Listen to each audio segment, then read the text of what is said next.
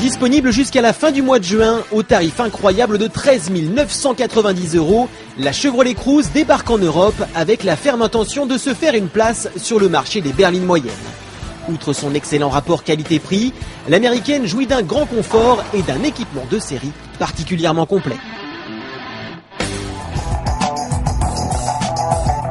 Dessinée par le bureau de style coréen de General Motors, la Cruze est ce que l'on appelle une voiture mondiale. En d'autres termes, ces lignes doivent être capables de séduire n'importe quel automobiliste à travers la planète, qu'il soit européen, américain ou asiatique. Résultat, l'originalité n'est pas franchement au rendez-vous. En revanche, il ne fait aucun doute que la Cruze dispose d'une vraie personnalité. Ainsi, à l'image de la récente Aveo, sa large calandre en 2 parties en impose et son logo, désormais plus voyant, lui permet d'être reconnu au premier coup d'œil. L'américaine profite par ailleurs d'une ligne de toit très bombée et d'une malle bien agencée capable d'accueillir jusqu'à 450 litres de chargement. À l'intérieur, belle surprise. Sans être novatrice, la planche de bord fait oublier la piètre qualité des Chevrolet des dernières années. Certes, les plastiques durs sont encore nombreux, mais les matériaux utilisés sont robustes et surtout parfaitement assemblés.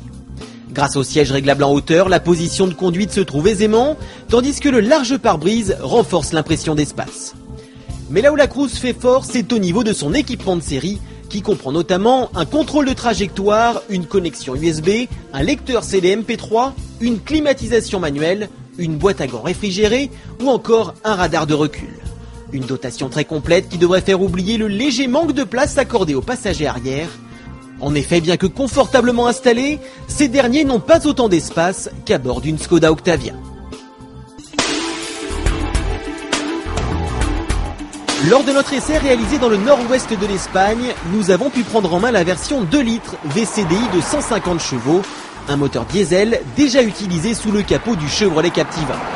Doté de l'injection directe Common Rail, il profite d'une belle insonorisation et surtout de 320 Nm de couple.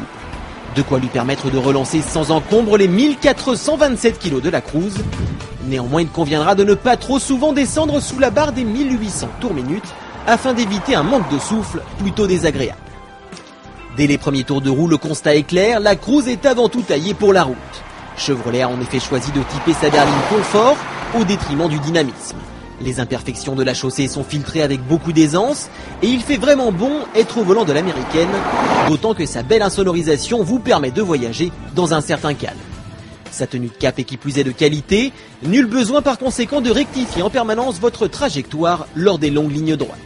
Le tableau se gâte en revanche un peu à mesure que la route devient plus sinueuse et que le rythme augmente.